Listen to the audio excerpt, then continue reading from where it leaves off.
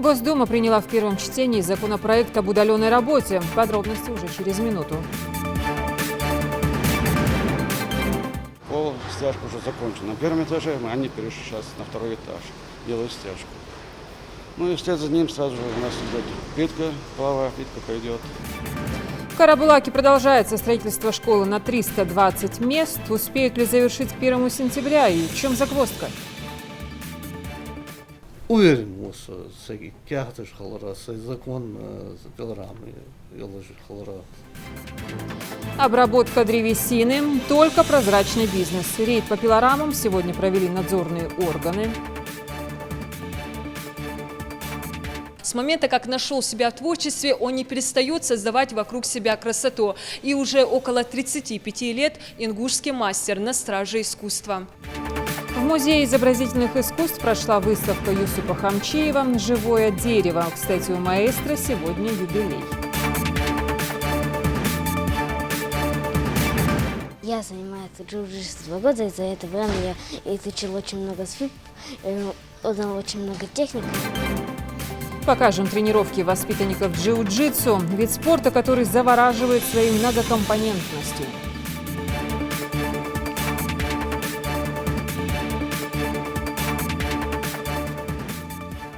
Здравствуйте, это новости 24. Госдума приняла в первом чтении законопроект об удаленной работе. Закон предлагает ввести 3 ключевых понятия – дистанционная, временная дистанционная и комбинированная работа. Второй режим, в частности, предполагает временную занятость на основании трудового договора вне стационарного рабочего места, находящегося под контролем работодателя. Проект также предлагает разрешить работникам и работодателям самим выбирать, как подписывать трудовой договор о дистанционной работе – на бумажном носителе или с использованием квалифицированной электронной подписи. При вступлении документа в силу из раздела Трудового кодекса о дистанционной работе уберут избыточные и устаревшие нормы. В Карабулаке продолжается строительство школы на 320 мест. Это трехэтажное здание. Его возводят на месте постройки 60-х годов. На территории предусмотрены 3 игровые зоны. Сроки немного подкачали. Все из-за пандемии. Обещают уложиться к концу сентября. Тамара Хашагульгова расскажет об этом. Здесь каждый занят своим делом. Словно рабочие пчелки, слаженные без накладок, над возведением новой школы трудится около 60 человек. Одни заняты штукатурными работами, другие, к примеру, опытный сантехник Муса Аплеев проводит отопление. Работать на этом объекте Муса начал около месяца назад.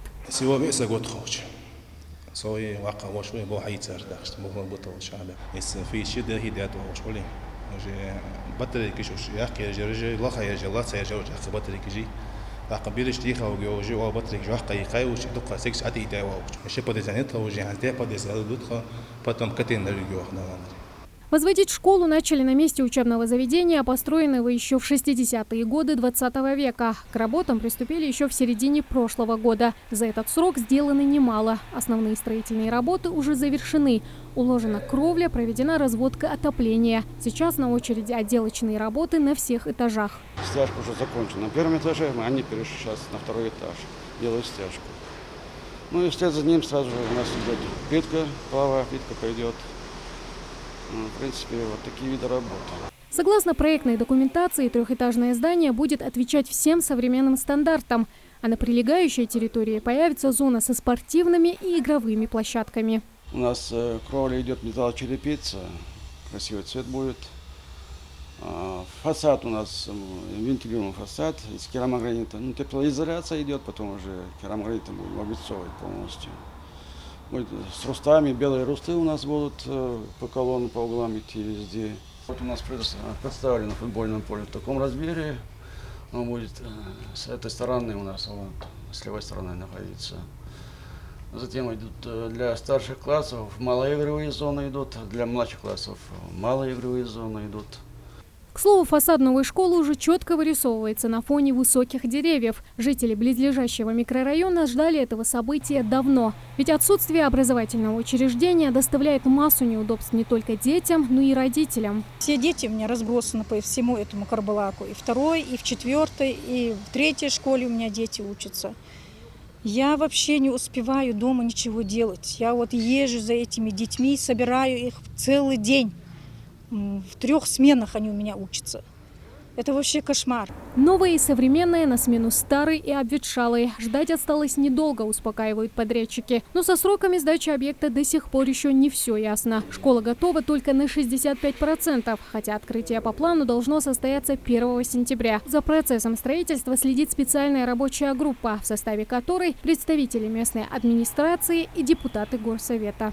Подрядной организации были даны определенные замечания, поставлены сроки по сдаче объекта, но нам бы хотелось, чтобы объект к 1 сентября был готов и принять наших детишек, но, как заверяют подрядная организация, к 1 сентября они не успеют, но до конца сентября они заверяют, что объект будет готов к приему детей.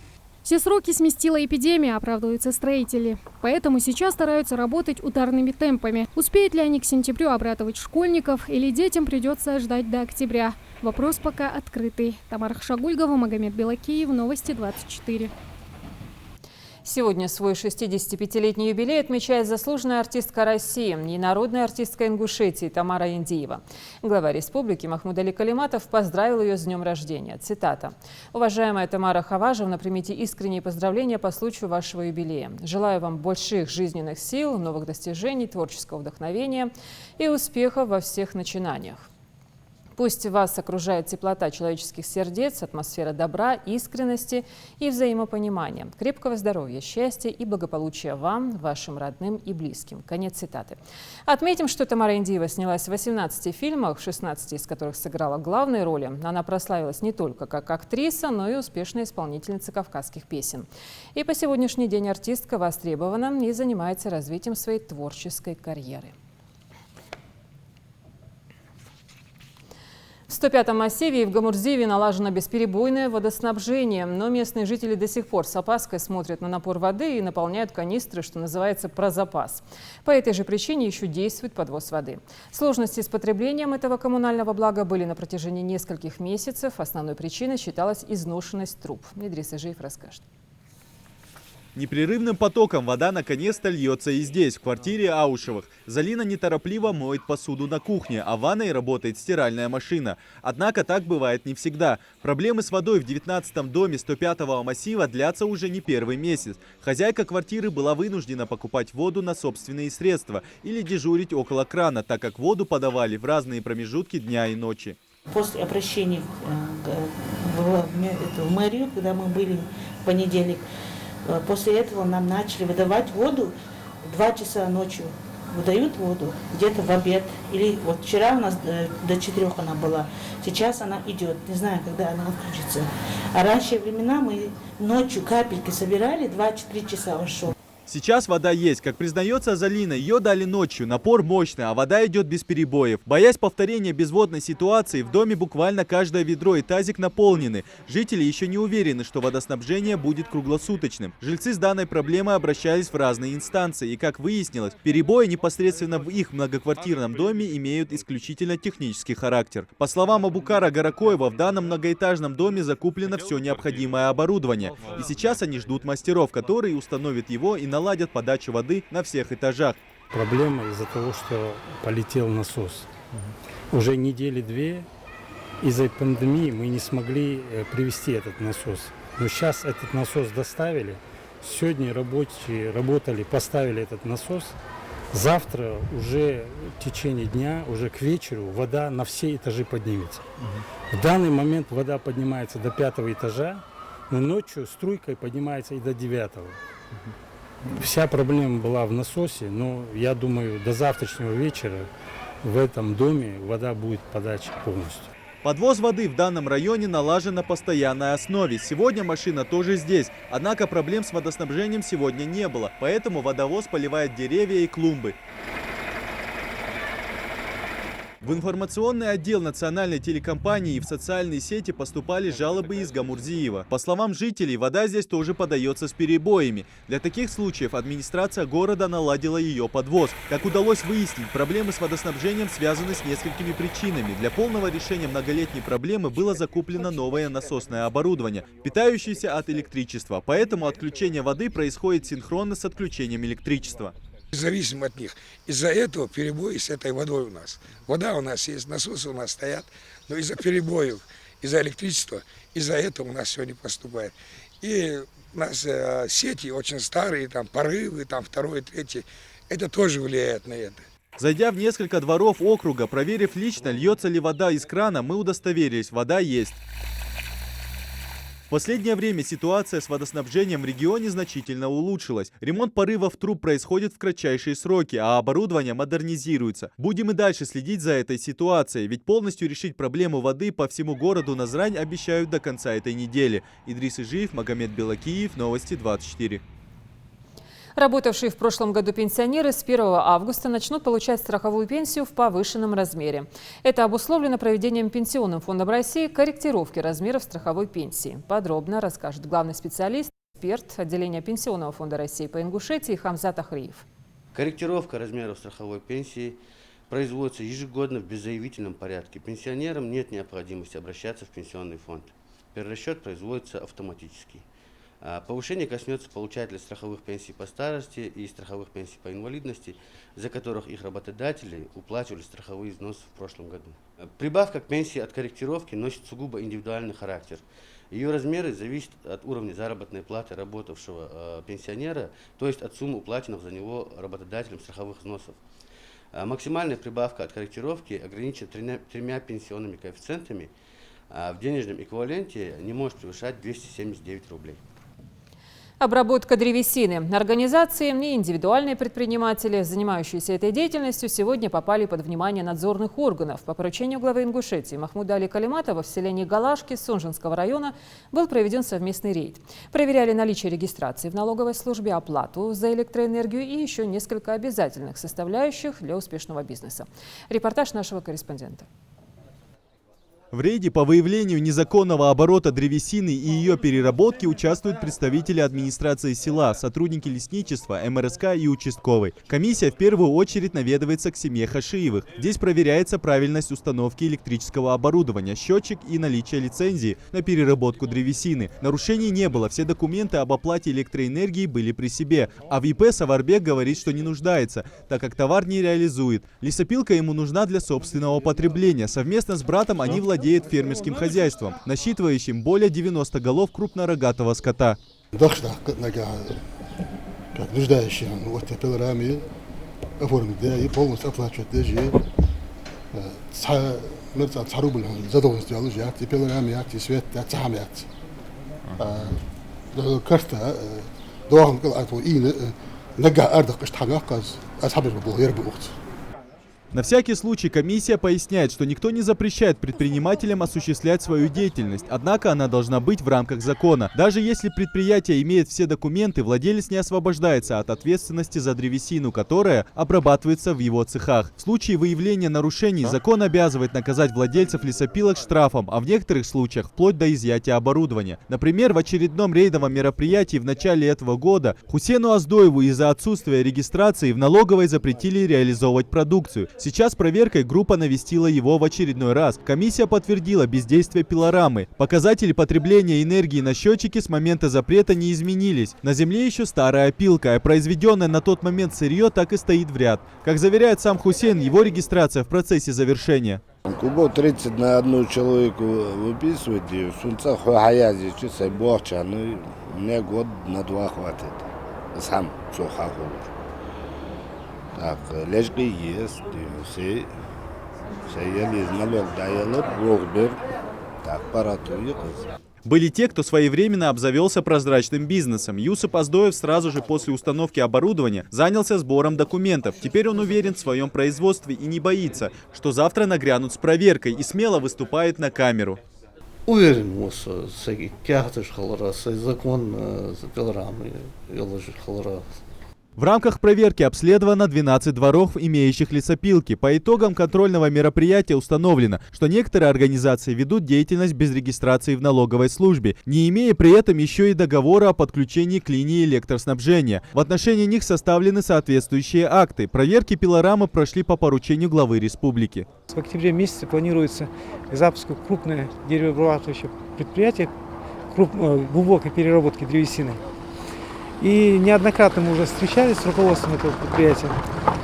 Между нами была достигнута договоренность о том, что предприятие будет привлекать именно местных жителей, всех лесопользователей республики. что позволит трудоустроить не менее 50 человек. Проектная мощность нового предприятия будет составлять 5000 кубометров готовой продукции в год. Товар будет глубокой переработки. По словам руководителей компании, они готовы создавать кооперативы непосредственно с малыми предприятиями для совместной работы. Это еще один повод для владельцев лесопилок зарегистрироваться в налоговой службе. Идрис Ижиев, Адам Гулоев, Тамерлан Ужахов, Новости 24. Обучение – процесс, не терпящий простоя. Это касается и тех, кого учат, и тех, кто преподает. Вот как раз педагогам образовательных организаций республики предложили пройти интенсивный курс повышения квалификации. Ориентир на дополнительное образование. Как научиться развивать творческие способности у детей, заинтересовать, помочь с самоопределением. Возможность работы онлайн. Все тонкости постигают более 400 преподавателей. Репортаж Даны Плиевой. Учить детей для Марем Гитагазовой одно удовольствие. Она педагог в Центре непрерывного образования для детей с ОВЗ. Но в каждой работе всегда есть куда совершенствоваться. Поэтому и пришла на курсы повышения квалификации. Уже настроена узнать много нового. Компьютер цани, беж цани, бог может без мало хага цан объяснять те, может фадидец. Здакета болште пар цан преподносить детей бог хани анчил теха требирж именно требирж школе бирж особенно бирж мди. Курсы, проводимые Институтом повышения квалификации региона, ориентированы на педагогов дополнительного образования. Действуют они в рамках федерального проекта «Успех каждого ребенка». На них более опытные коллеги делятся своим профессиональным опытом с теми, кто только недавно влился в работу. Слушатели имеют возможность пообщаться со своими старшими коллегами, задать вопросы, какие-то нюансы выяснить и так далее. Ну и кроме того, конечно, на курсах предполагается и лекции по нормативной базе, которая лежит в основе, так сказать, развития дополнительного образования. Еще одна задача, актуальна в период пандемии, научить преподавателей работать в онлайн-формате. Более того, и сами курсы с этого дня будут проходить в том же режиме. Не обязательно будет учителям приходить, отрываться от работы или ехать издалека, чтобы услышать лекции, потому что все это будет у нас загружено на нашу площадку дистанционную.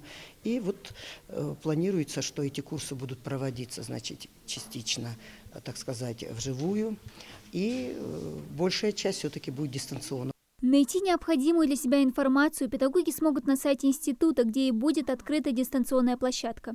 Всего курсы пройдут более 400 преподавателей 105 образовательных организаций республики. Дана Плиева, Магомед Дидигов, Новости 24. В Госдуму внесли законопроект, который повышает возраст молодежи до 35 лет. Соответствующий документ создает фундамент для регулирования правоотношений на федеральном, региональном и муниципальном уровнях с активным привлечением молодежи к решению значимых для нее вопросов. Законопроект призван закрепить единый понятийный аппарат, используемый в сфере молодежной политики, в том числе понятия «молодежь», «молодая семья» и «молодежные общественные объединения» с определением единой возрастной категории – граждане до 35 лет. 1 августа Комтуризмом планируется провести сразу 2 мероприятия – велопоход и фотофестиваль. И в их организации нужны помощники – молодые единомышленники. С этой целью начинает свою работу волонтерский клуб «Ингтур Групп». В него входят активные студенты Ингушского госуниверситета и медико-технологического колледжа. Что им предстоит сделать, узнаем у Хавы Гагиевой. Самые активные и креативные будущие добровольцы волонтерского клуба Комитета по туризму республики. Каждый участник уже имеет багаж знаний и опыта в этом направлении. Амирхан Аздоев – один из тех, кто не мешкая решил принять участие в отборе в клуб и не пожалел о своем выборе. Мне всегда были интересны такие мероприятия, связанные именно с туризмом и даже в некотором смысле с экологией. Там будет проводиться велогонка, которая начнется с Таргима и будет длиться, по-моему, 37 километров. Студенты различных учебных заведений объединяются ради одной цели – популяризации и развития туризма. Сотрудники комитета отмечают, что участие в мероприятиях подарит волонтерам не только новые знакомства, но также станет отличным подспорьем в будущем для ребят. Мне искренне приятно, что сегодня у нас собралось достаточное количество ребят, которые изъявили желание войти в состав волонтерского корпуса Комитета по туризму. И сегодня мы уже давали ребятам инструктаж о том, что предстоит нам в дальнейшем. Идея создания волонтерского клуба возникла не на пустом месте. Для реализации новых проектов нужны были единомышленники, которых они обрели в лице студентов. Теперь на их молодые плечи легли организация и участие во всех концертах и выставках, инициированных комитетом. К слову, уже 1 августа планируется провести фотофестиваль. С нашего колледжа будут 20 волонтеров, и эти волонтеры будут наблюдать за голосованием. То есть будут картины, будут подходить люди и голосовать. Мы будем стоять рядом с этими картинами и подсчитывать все эти голоса. А если кто-то захочет проголосовать дважды? Вот мы обсуждали именно этот момент, чтобы не было, чтобы проголосовал за одного, пошел к другому. Но мы хотим делать какие-то либо метки, либо записывать тех, кто голосовал, и делиться с другими волонтерами, которые будут стоять у картины. Помимо фотофестиваля, Комитет по туризму предлагает настоящий велопоход в рамках реализации проекта форума «Машук». Его старт намечен у башенного комплекса «Таргим», а финиш у башни Согласия, где велосипедистов будет ждать праздник, организованный в рамках фотофестиваля экологического туризма. В общем, совместили приятное с полезным. Ну а сам поход – это еще одна возможность полюбоваться горными пейзажами.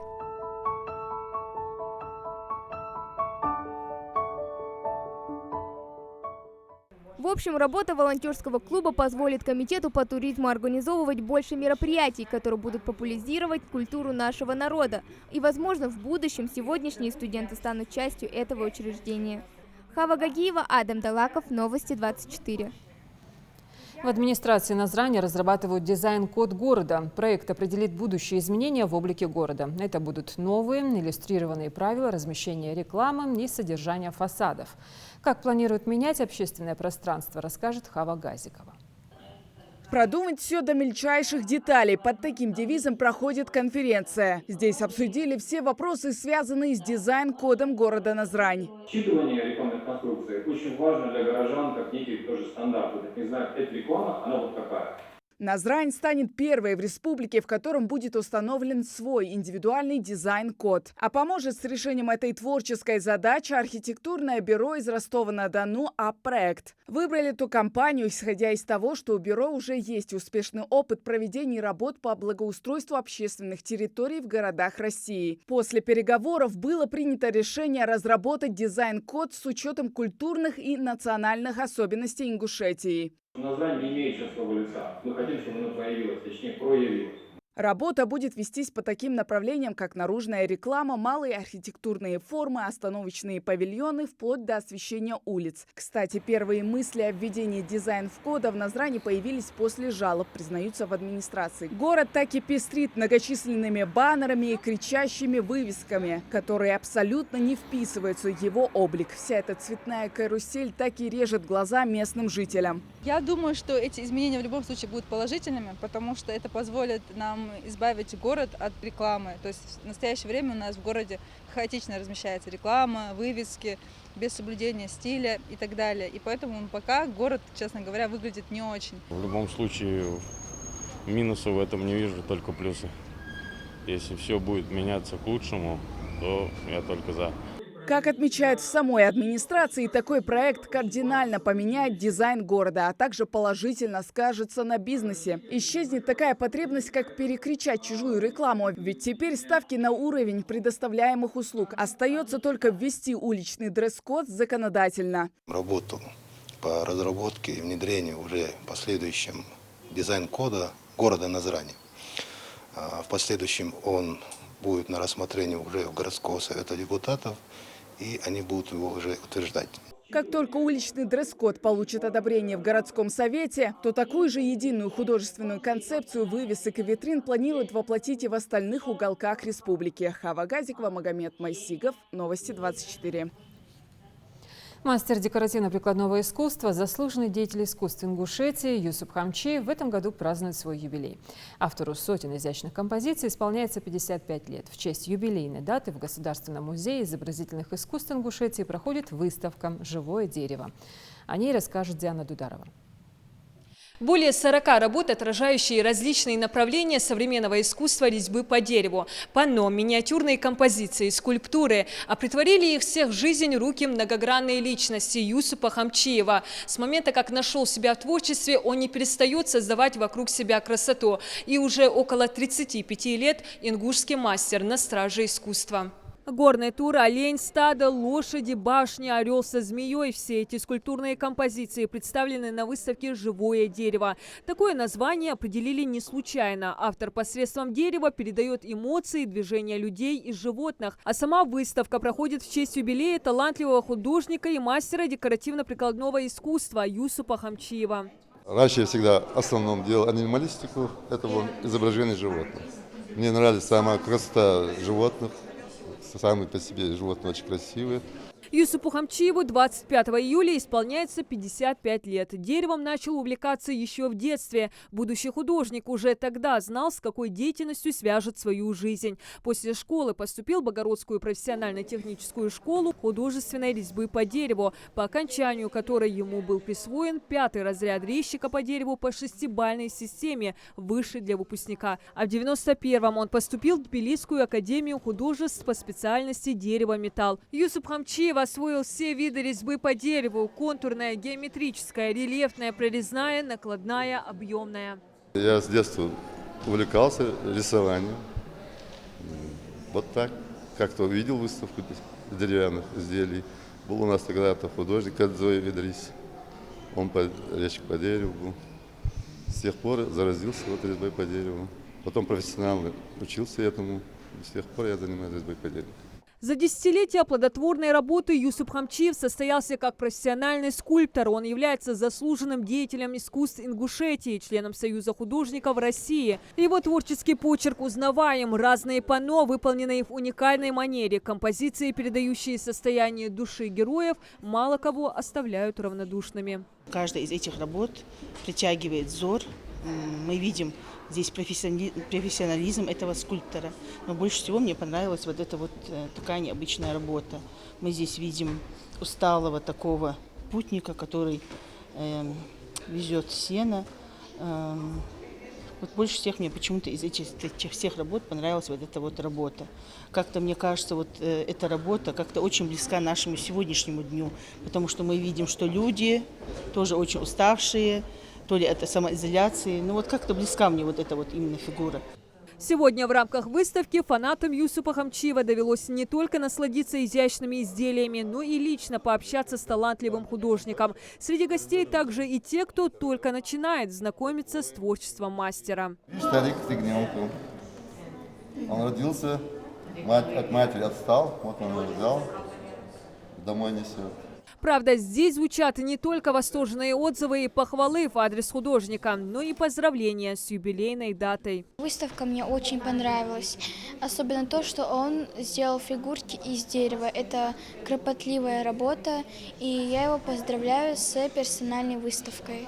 В его творчестве оживает все, что дорого сердцу, признается мастер. Всю свою жизнь он прожил в селении Инарки. И в своих работах с особой тонкостью передает атмосферу сельской жизни. То, что лицезрел с малых лет. В каждом изделии присутствует культура и простота.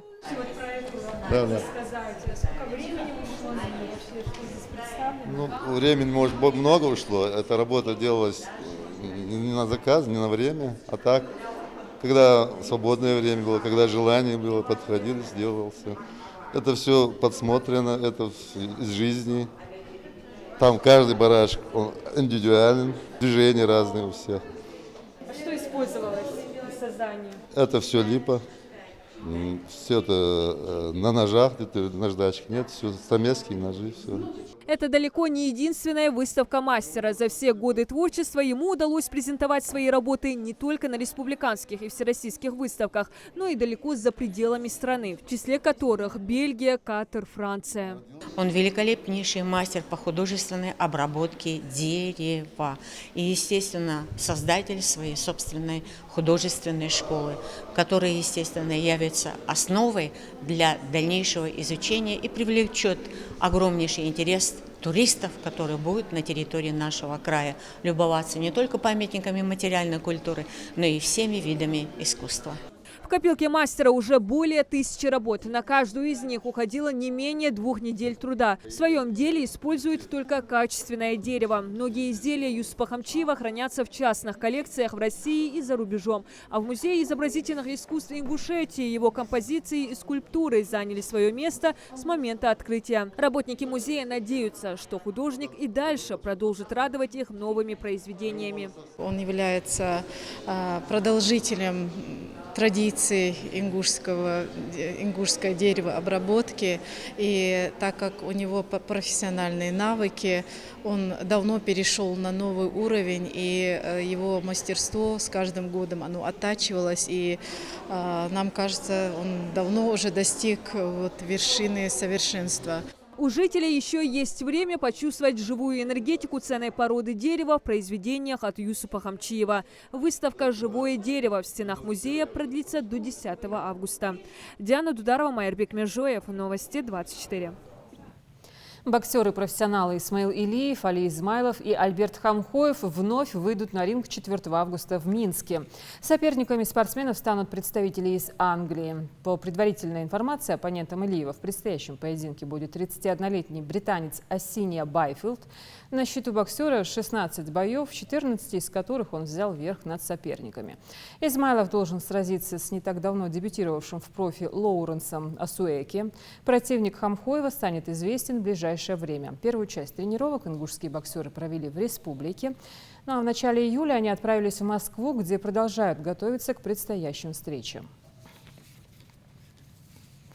Джиу-джитсу – комплекс единоборств с многовековой историей и верными продолжателями. Здесь развивают не только физическую силу, но и моральные качества. В нашей республике этот вид спорта набирает обороты, с ним тесно связана ММА. О том, как тренируются в клубе «Стрела Тим», расскажет Харун Аздоев. Тут самоизоляции стал тяжелым временем для всех, и особенно для спортсменов, которые привыкли к постоянной активности. Но воспитанники секции по джиу-джитсу не стали в этот период слабее, медленнее или менее выносливее, а все потому, что продолжали тренировки у себя дома. Жизнь после пандемии изменилась, в том числе спортивная жизнь. В соответствии с рекомендациями Роспотребнадзора, ученики Магасовской секции бразильского джиу-джитсу распределены на несколько групп, так, чтобы их численность не превышала допустимую норму. В этом клубе успешно осваивают джиу-джитсу и дети. Один из таких – Артур Алмазов, совсем недавно получивший серый пояс. Традиционная экипировка борца бразильского джиу-джитсу – ги – кимоно для борьбы. Эта форма также является одной из причин, по которой многие родители в столице нашей республики выбирают данный вид спорта для своих детей. Я занимаюсь джиу-джитсу 2 года, и за это время я изучил очень много свип, узнал очень много техник и узнал новые положения. Приезжал человек с коричневым поясом. Когда кончалась тренировка, мне вручили серый пояс в конце тренировки. Этот серый пояс очень хорошо идет к моему черному ги. Вот здесь у меня пришито знак Ингушетии, здесь пришито еще и сзади здесь тоже пришито наш значок. Возрастных ограничений и требований к физическому состоянию будущего спортсмена практически нет, кроме тех, что предписаны врачами. Опытный тренер, обладатель пурпурного пояса по бразильскому джиу-джитсу и черного по дзюдо, обязательно проинструктирует и оценит уровень физической и технической подготовки. Этот вид единоборства делает упор на перевод соперников в партер и использование технических действий борьбы на земле. Клуб «Стрела Тим» – это не просто зал, где тренируются люди самого разного возраста, но и сообщество друзей, которые вместе участвуют в соревнованиях. Есть арабская ассоциация, которая устраивает соревнования. Они пройдут в Москве, мы на них обязательно попадем. Потом мы также рассчитываем в Москве по версии IBBGF будет еще гимназиум, то есть самые большие юниорские в Европе соревнования. То есть они официально уже на своих сайтах это все вывесили, то есть одобрение, то есть они пройдут. И мы туда собираемся, и я думаю, что мы поедем. Бразильское джиу-джитсу стремительно набирает популярность в России. Этот вид единоборств позволяет развить не только физические способности, но и морально-волевые качества. Ведь побеждают в первую очередь головой. В этом клубе есть и спортсмены с большими достижениями. Ислам Хазбиев в прошлом году стал победителем чемпионата мира по бразильскому джиу-джитсу среди обладателей желтых поясов своей возрастной категории. К этому успеху юного спортсмена привел упорный труд в течение 4 лет и огромное желание быть первым. Пришлось выиграть 4 схватки,